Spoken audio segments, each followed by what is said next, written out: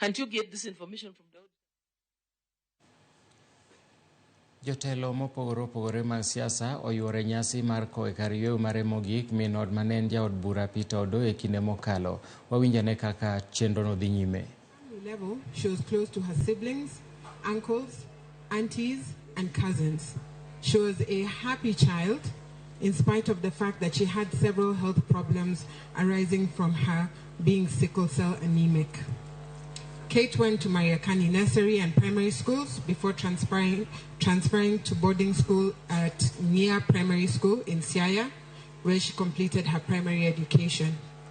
Due to numerous health challenges owing to her being sickle cell anemic, she attended Rai Girls High School, which was closer to hospital facilities in Kisumu.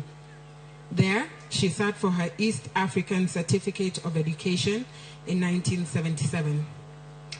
She then proceeded to attend the Sumbi Girls High School, where she sat her Advanced Certificate of Education in 1979. In Asumbi, she was a deputy head prefect, and her peers remember her for her full afro and her consistently neat appearance. Kate met her future husband, Peter Odoyo, whilst still a student at Raya Girls.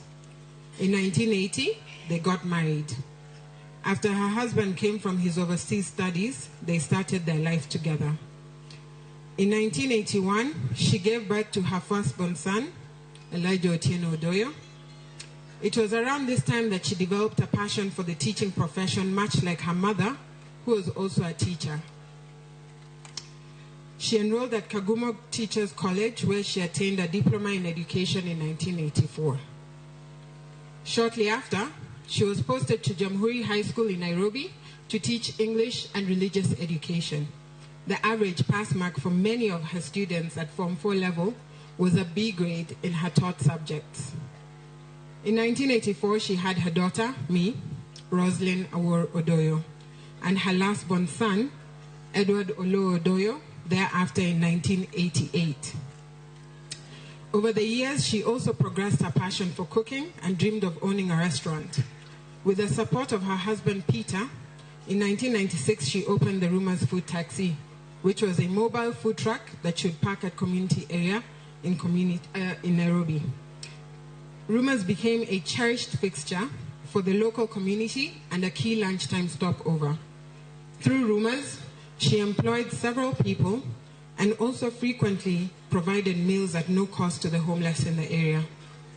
In 2004, she moved to London, where she became a social counselor. Her clients included young people with special needs. Many of her colleagues loved her for how she always went about her work with joy. She remained a people person. Her stay in London was also partly influenced by the fact that it allowed her to be close to her children who are in university in the UK. Elijah in Leicester University, myself in Manchester University, and Edward in Kent University. It also enabled her to be close to her sisters Susan in London, Chantel in Ireland, and Jackie in South England. In all this period, she remained a diligent and committed mother, wife, sister, grandmother, niece, and member of the various communities she became a part of. These included Kaha Sukari associations, her church, Cluster Group 7, as well as several chamas.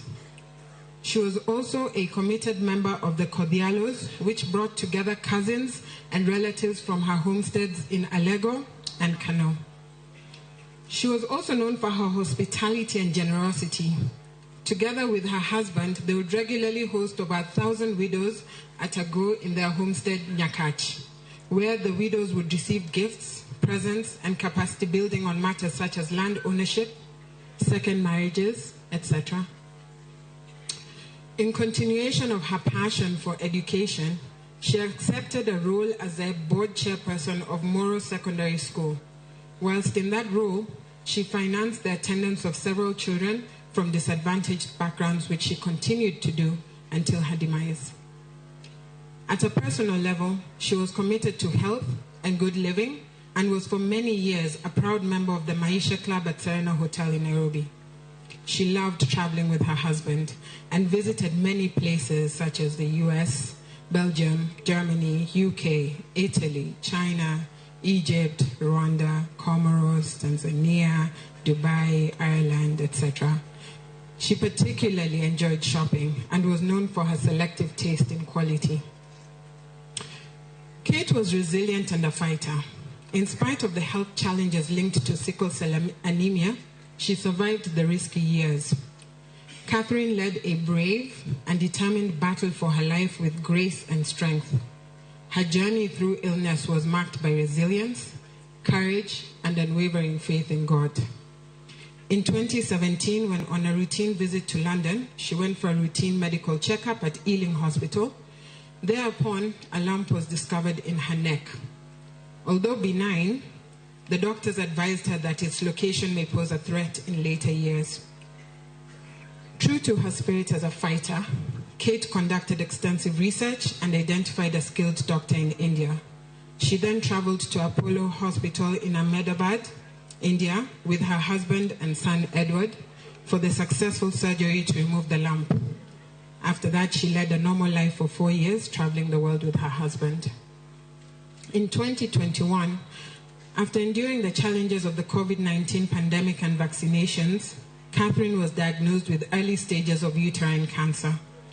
She was referred to a gyne-oncologist called Dr. Benjamin Eli of Coptic Hospital, Nairobi, who performed a successful surgery.